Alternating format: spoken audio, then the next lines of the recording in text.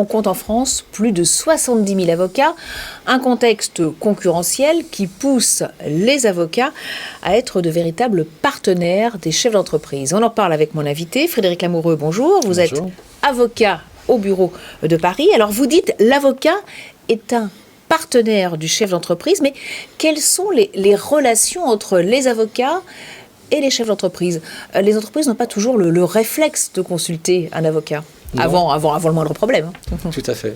Elles sont généralement dans l'urgence, le besoin de négocier un contrat, le besoin de répondre à une assignation par exemple, et elles n'ont pas pris le temps de connaître leur avocat, d'échanger des informations sur leur mode de fonctionnement, leurs valeurs qui sont souvent mises à rude épreuve, et surtout les valeurs de l'entrepreneur au départ qu'il instille dans son entreprise, tout un ensemble d'informations qui vont permettre à l'avocat de parfaitement appréhender le secteur déjà dans lequel évolue son client, ses contraintes, et toutes ces informations qui sont indispensables pour un avocat pour bien cerner les besoins de son client. Et il ne faut pas faire l'économie de cette phase. En fait, il faudrait instaurer très vite une relation de confiance entre l'avocat et l'entrepreneur. Exactement. Et d'ailleurs, cette relation se base sur la confiance. Et la confiance ne se décrète pas, elle ne s'institue pas du jour au lendemain, elle se construit.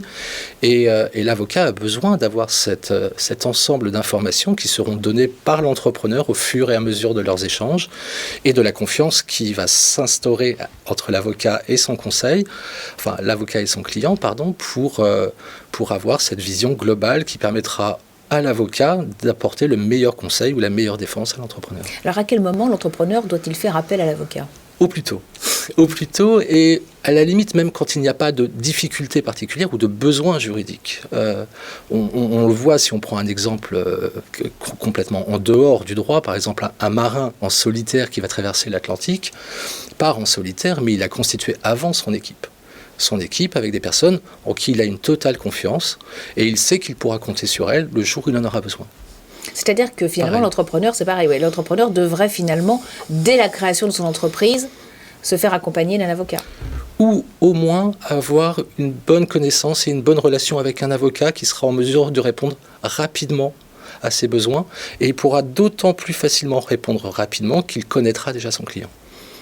Alors, est-ce qu'avec la digitalisation qui finalement libère les avocats de certaines tâches un peu contraignantes, il y a plus de place justement pour le conseil, pour cette relation de confiance entre les avocats et les chefs d'entreprise ? Peut-être plus de temps pour l'avocat, pour faire connaissance avec son client, avec quand même un bémol, la digitalisation et les échanges au travers d'une machine sans contact humain peuvent entraîner un besoin plus long avant de nouer cette confiance et d'échanger des informations qui sont parfois capitales pour l'entreprise, qui relèvent du droit des affaires et où il y a toujours une certaine réticence parfois à donner certaines informations, même à son conseil.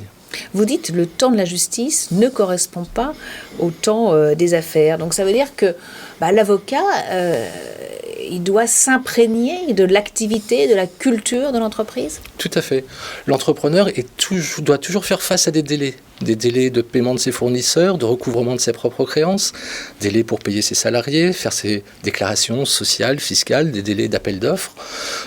Il doit se projeter dans l'avenir en faisant des business plans, des plans de trésorerie à 3 mois, 6 mois, 1 an, parfois des plans de développement à 5 ans. Et il est entouré de ces délais. Le jour où il arrive en contentieux, il tombe dans un autre espace-temps. Un temps sur lequel il n'a plus d'emprise, un temps qui dépend de la justice et un temps qui est nécessairement long, ou en tout cas plus long que le temps des affaires. On prend un exemple assez simple.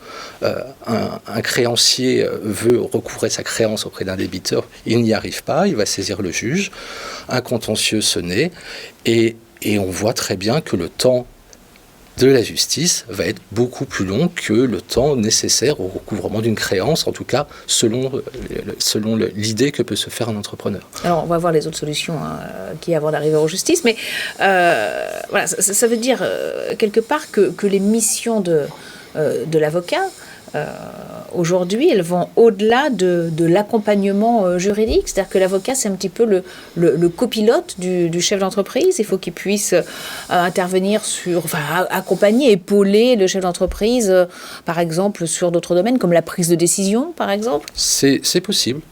C'est possible et on le voit notamment par exemple dans les cas de gestion de crise où l'entreprise doit faire face à une crise particulière, où son image est mise en jeu.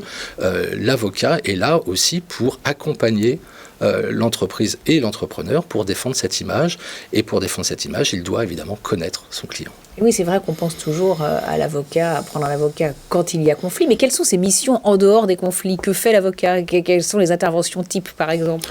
Son conseil, ça va de la création, de la création de la société commerciale à la négociation des contrats, ou en tout cas les principaux contrats, les conditions générales de vente, toutes les augmentations de capital, toutes les opérations d'association avec d'autres personnes au sein de l'entreprise, jusqu'aux phases de redressement judiciaire parfois, ou de procédures judiciaires qui font malheureusement partie de la vie de certains entrepreneurs. Souvent ou parfois, des différends surgissent.